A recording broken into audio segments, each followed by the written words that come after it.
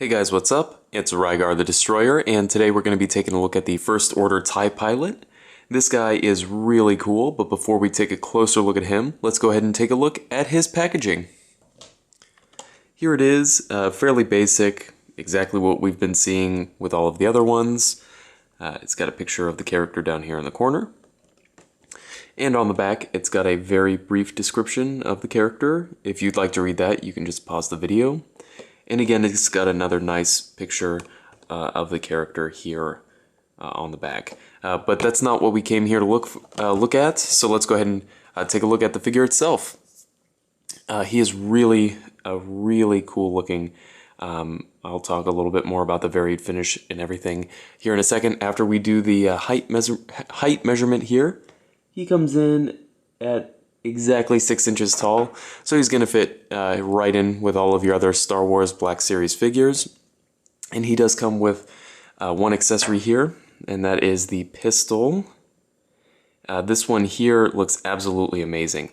I'm not sure if it'll pick up that well on camera, but the handle and some of the parts of the gun here, they're done in a really high gloss black, and then there is some flat black and some silver, and they're all really cleanly applied. This gun just looks amazing. I saw that General Hux is going to be coming with, I think it's these exact same guns, so I'm hoping that one looks as nice as this one does here.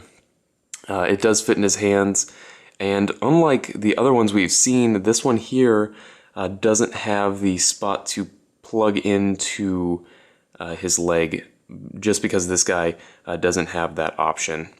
But other than that, it is really nice looking.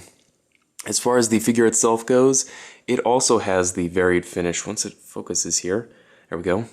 All of his armor pieces are done in this really nice high gloss finish, and then the jumpsuit pieces are done in kind of just a more flat black. And then he's got some silver accents. This figure just looks really amazing. Mine here has a little scratch. I think that's just a factory defect on mine, so I wouldn't, wouldn't worry about that too much. As far as articulation goes, it's pretty good.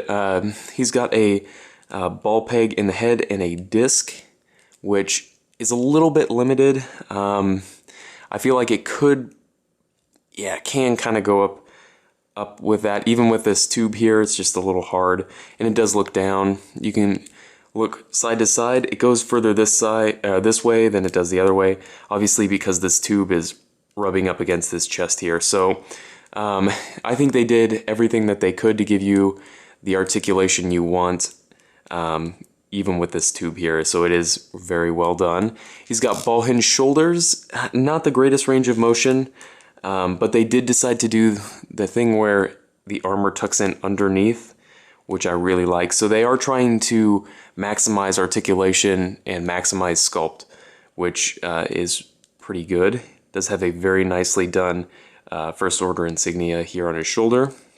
He has ball hinged elbows that do swivel. He's got ball hinge wrists. He's got what feels like a single ball peg in the torso. Gives them pretty good range of motion. I wish it had a little bit more side-to-side play, but it's fine. This guy's not going to be in a ton of dynamic poses anyway, so it'll work.